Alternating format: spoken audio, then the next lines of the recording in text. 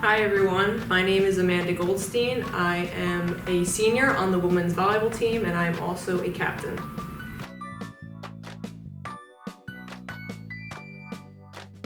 Getting back on the court for the first time in nearly 2 years was surreal, to say the least. It was different because, we're so used to playing sports, and then when it's just taken from us abruptly as it was, when we get that opportunity to come back, it was like, oh my gosh, is this a joke? Is this for real? Even though we had masks and everything, it was just one of those moments that I can't really put into words because we were just so grateful to have the opportunity to play.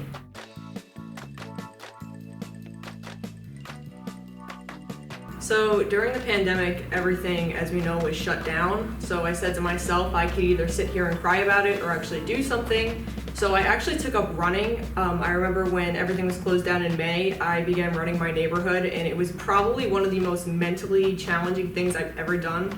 Every single day up until gyms started opening up, and then I started using the treadmill and all that. But it was really just running, pushing myself, and then at-home workouts.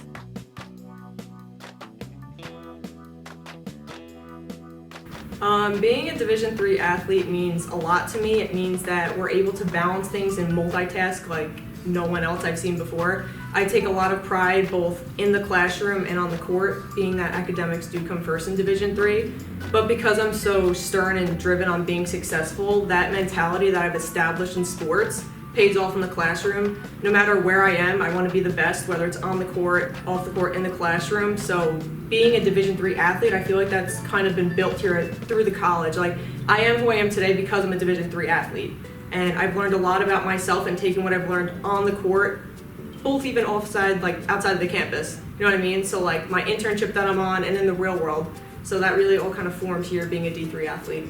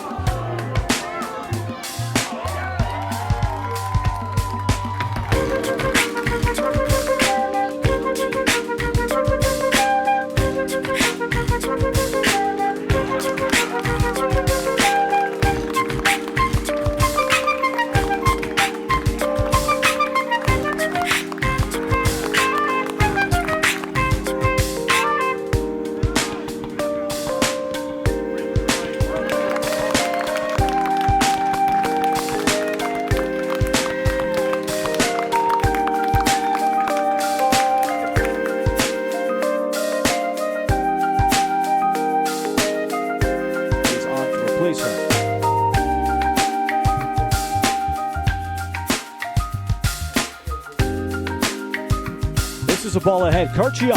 It's onside. Abby Curcio to goal. Off the restart. St. Joe's, Long Island. Perfectly timed. And managed the game just a touch more. Castelletti with O'Mara. To the front. Curcio from the outside. She's got a second. Abby Curcio puts this one away.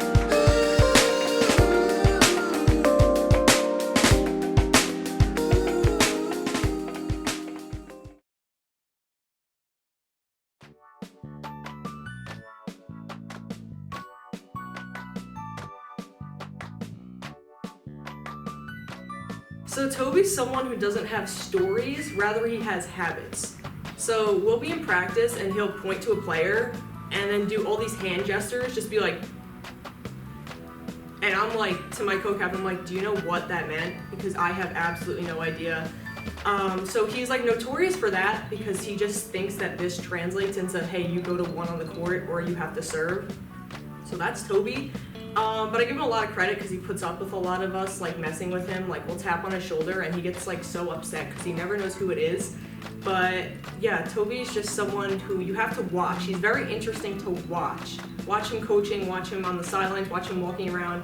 He's just an interesting man. Nonetheless, he's a great coach and someone I've grown to really respect and I've gotten close to over the past 4 years here.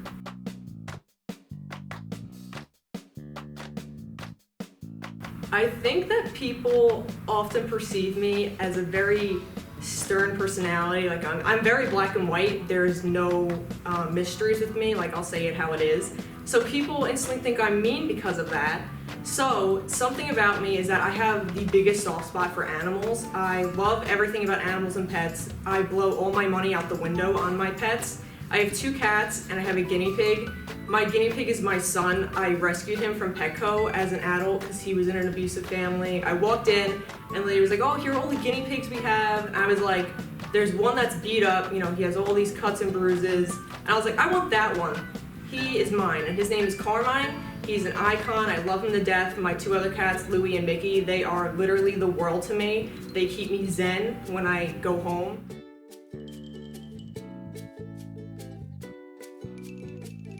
So post-graduation, I knew coming into the college I always wanted to go into healthcare. It was just a decision of where healthcare-wise. Over the past 3 years, 4 years, it's been a growing love for sports medicine. So I'm going to be an athletic trainer, hopefully. So I'm going to get my undergraduates in therapeutic recreation. So yeah, in the future, by future I mean like May, I'll be applying for the athletic training program in Stony Brook, hoping to get in through there. And I've really grown a lot as a person through our sports medicine department. So make sure as athletes you guys are thanking them, you're respecting them. They do a lot for you guys both on the court and behind closed doors that you don't really get to see. So I have to owe it to them for really just always picking me up as a person and as an athlete. And a lot of that's also Taylor. Just shout out to Taylor. She's my homegirl. She's just someone I can lean on, whether it's sports, life, or just stress. She's a great person, and all the people in that department have our backs. So respect them, treat them like you would your parents, your professors, and your coaches, because I know you wouldn't disrespect your coaches.